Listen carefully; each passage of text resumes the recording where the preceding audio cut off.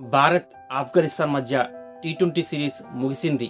Bharat 3-0 ఆధిక్యంతో T20 సిరీస్‌ని కైవసం చేసుకుంది. ఇదంతా జరిగి చాలా రోజులు పూర్తవుతోంది. అయినప్పటికీ ఈ సిరీస్‌పై అనేక వివాదాలు, విమర్శలు కొనసాగుతూనే ఉన్నాయి.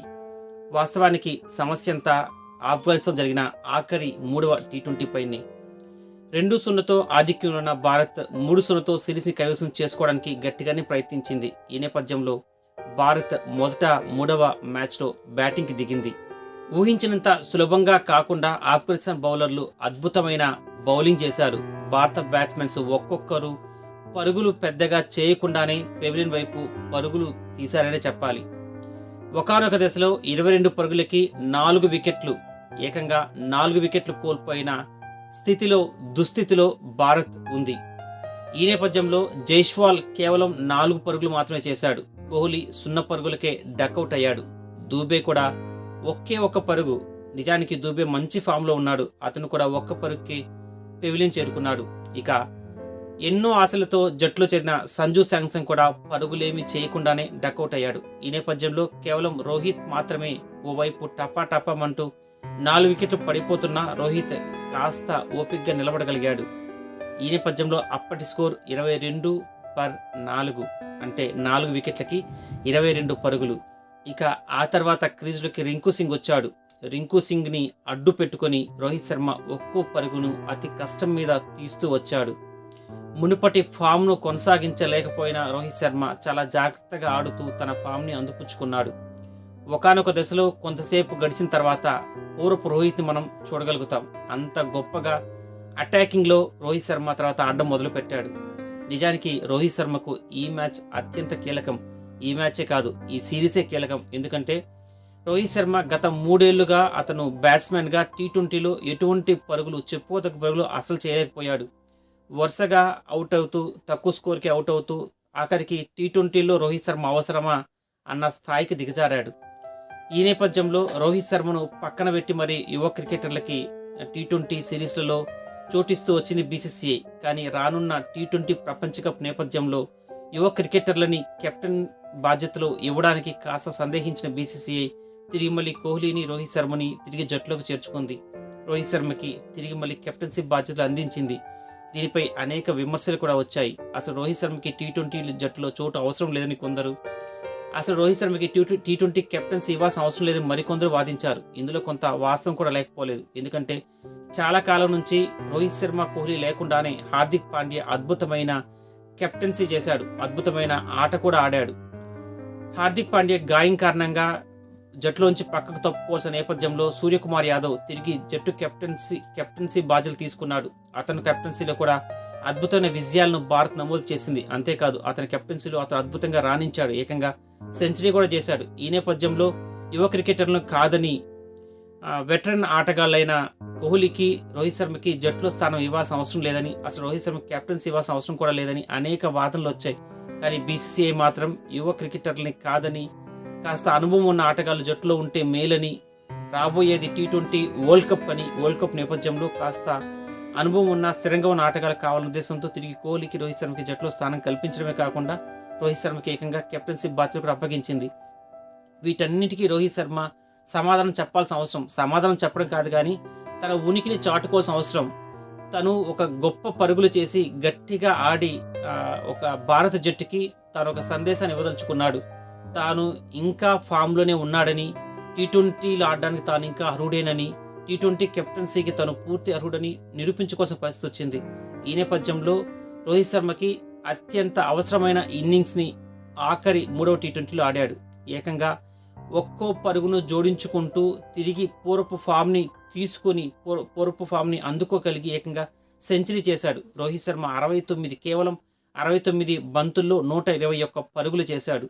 అంతేకాదు రింకు సింగ్ చేత కూడా ఓపిక్గా ఆడించి పరుగులు చేయించగలిగాడు. భారత్కి గౌరవప్రదమైన 212 పరుగులు, వికెట్ ఏమి కోల్పోకుండా 212 పరుగులు చేయించగలిగాడు. ఈ నేపథ్యంలో తిరిగి ఆఫ్ఘనిస్తాన్ బ్యాటింగ్కు దిగింది. ఆఫ్ఘనిస్తాన్ అద్భుతమైన బ్యాటింగ్ కొనసాగించింది. ముఖ్యంగా ఆఫ్ఘనిస్తాన్ ఓపెనర్లు ఇద్దరు చాలా గొప్పగా ఆడారు. 93 పరుగుల వరకు టీ20లో 1 వికెట్ కూడా కోల్పోలేదు. అంటే ఆ బ్యాట్స్మెన్స్ ఎంత గొప్పగా ఆడారో మనం చెప్పుకోవచ్చు. ఎంత జాగ్రత్తగా ఆడారంటే వారి బ్యాటింగ్ ముందు పూర్తిగా భారత బౌలింగ్ చేతులెత్తేసినట్టు అయింది. ఆఖరికి వాళ్ళు అతి కష్టం మీద అతి గొప్పగా అతి జాగ్రత్తగా ఆడుతూ మ్యాచ్ని సమం చేశారు, స్కోర్ని సమం చేశారు. 212 పరుగులు చేయగలిగారు. దీంతో మ్యాచ్ టై అయింది. ఇక ఆ తర్వాతే అసలు సిసలైన మ్యాచ్ ప్రారంభమైంది. ఆ తర్వాతే మ్యాచ్ అనేక మలుపులు తిరిగింది. ఆ తర్వాతే మ్యాచ్ అనేక వివాదాలకు విమర్శలకు కారణమైంది. అదేంటంటే మొదటి సూపర్ ఓవర్ రోహిత్ శర్మ ఏమాత్రం అవకాశం ఇవ్వకుండా అద్భుతమైన బ్యాటింగ్ ఆడాడు. ఇక ఆఖరి బాల్కి అతను నాన్ స్ట్రైకర్ ఎండ్లో ఉన్నాడు.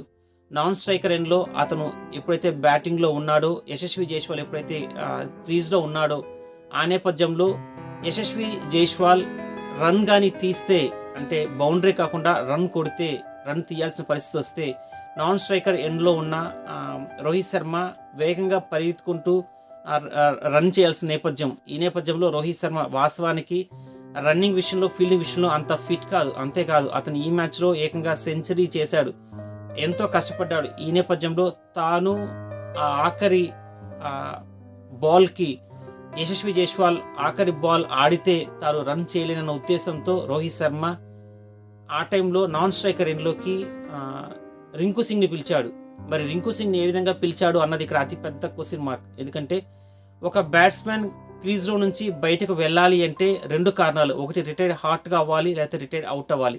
రిటైర్డ్ హార్ట్ అంటే ఏదైనా గాయం కారణంగా గ్రౌండ్లో నుంచి క్రీజ్ నుంచి బయటకు వెళ్ళడం, అది రిటైర్డ్ హార్ట్. రిటైర్డ్ అవుట్ అంటే తను ఆడలేని పరిస్థితుల్లో వెళ్ళిపోయి తన స్థానంలో వేరే ఒక ఆటగాన్ని తీసుకురావడం.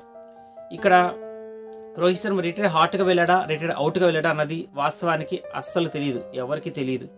కానీ ఎప్పుడైతే రోహిత్ శర్మ వెళ్ళిపోయాడో యశస్వి జైస్వాల్ 1 రన్ కొట్టగలిగాడు, రింకు సింగ్ 1 రన్ తీయగలిగాడు. మళ్ళీ అక్కడ టై అయ్యింది. దాంతో 2వ సూపర్ ఓవర్కి దారితీసింది. ఇప్పటి వరకు అంతర్జాతీయ T20లో 2వ సూపర్ ఓవర్ జరగనే లేదు.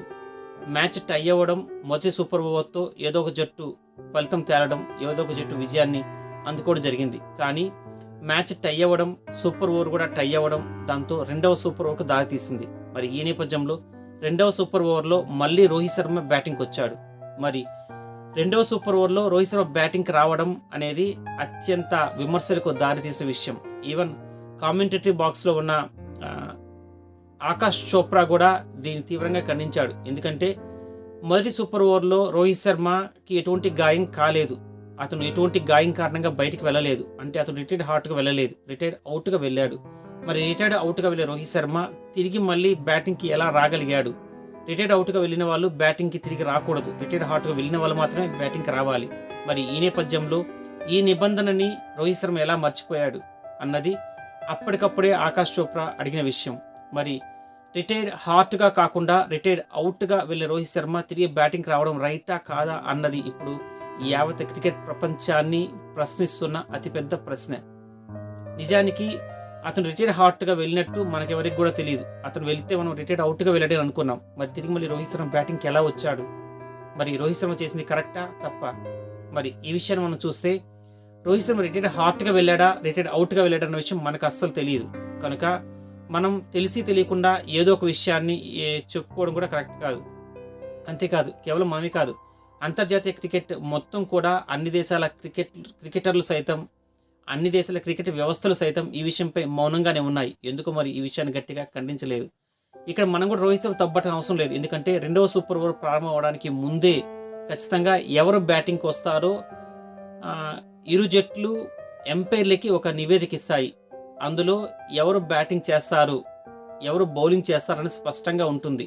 మరి 2వ సూపర్ ఓవర్లో రోహిత్ శర్మ బ్యాటింగ్కి వచ్చే ముందే, అందుకు కొద్ది సమయం ముందే ఎంపైర్లకు బ్యాటింగ్కి వచ్చే వాళ్ళ పేర్లు ఇచ్చే ఉంటారు మన BCCI, మన క్రికెట్ జట్టు.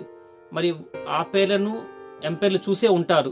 వాళ్ళు రోహిత్ శర్మ బ్యాటింగ్కి వస్తాడంటే అంగీకరించే ఉంటారు. మరి ఈ నేపథ్యంలో నిబంధనలు ఎంపైర్లకు కూడా తెలియకుండా ఉండాలి, ఎంపైర్ల విషయం పట్టించుకోకుండా ఉండాలి. మరి నిబంధనల్ని అమలు చేయాల్సిన ఎంపైర్లు కూడా మౌనంగా ఉన్నారంటే అది ఖచ్చితంగా ఎంపైర్లు తప్పు అవుతుంది తప్ప ఖచ్చితంగా రోహిత్ శర్మ తప్పు లేక భారత క్రికెట్ జట్టు తప్పు అసలు కాదు. సో ఈ విషయంలో మనల్ని మనం నిందించుకునే అవసరం కానీ, లేక రోహిత్ శర్మని, లేక BCCIని, లేక జట్టు యాజమాన్యాన్ని, మేనేజ్మెంట్ని మనం నిందించాల్సిన అవసరం ఎంత మాత్రం లేదు.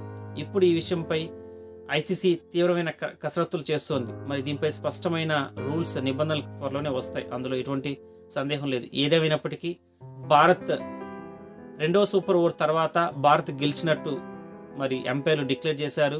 ఐసీసీ అంగీకరించింది, ఆఫ్ఘనిస్తాన్ క్రికెట్ బోర్డు కూడా అంగీకరించింది, మరి మన బీసీసీఐ కూడా అంగీకరించింది. ఈ నేపథ్యంలో ఎటువంటి వివాదాలకు తావు లేకుండా మనం మన విజయాన్ని ఆస్వాదించాల్సిందే, అంగీకరించాల్సింది.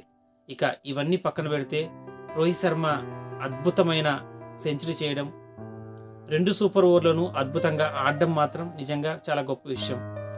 ఇక రానున్న T20 వరల్డ్ కప్కి ముందు ఇక ఎటువంటి T20 మ్యాచ్లు లేవు, కేవలం ఐపీఎల్ మాత్రమే ఉంది. నిజానికి వరల్డ్ కప్కి ముందు, T20 వరల్డ్ కప్ ముందు మరిన్ని T20 మ్యాచ్లు ఉంటే మరింత బాగుండేది. ఎందుకంటే మనం మరిన్ని ప్రయోగాలు చేసుకునే అవకాశం ఉండేది, మరింత అత్యుత్తమ జట్టుని ఎంపిక చేసుకోగలిగే వాళ్ళం కూడా. సో ఏదేమైనప్పటికీ ఇదే ఆఖరి T20 మ్యాచ్, T20 వరల్డ్ కప్కి ముందు. మరి ఇందులో అద్భుతమైన విజయాన్ని అందుకున్నాం. ఈ మ్యాచ్లోనే కాదు, ఈ సిరీస్లో కూడా అద్భుతమైన విజయాన్ని అందుకున్నాం. ఆఫ్ఘనిస్తాన్ ఆఫ్ఘనిస్తాన్ ఆటగాళ్ళు కూడా ఆఖరి ఓవర్లు అద్భుతంగా ఆడారు. మనం గట్టి పోటీ ఇచ్చాం, ఎట్టకేలకు గెలిచాం. ఇక రానున్న T20 వరల్డ్ కప్లో సైతం భారత్ అద్భుతంగా ఆడాలని, ఇప్పటికే మనం వన్డే వరల్డ్ కప్ పోగొట్టుకున్నాం. ఈ నేపథ్యంలో T20 వరల్డ్ కప్ అయినా భారత్ గెలుచుకుని యావత్ భారత క్రికెట్ అభిమానులకి సంతోషాన్ని కలిగించాలని ఆశిద్దాం.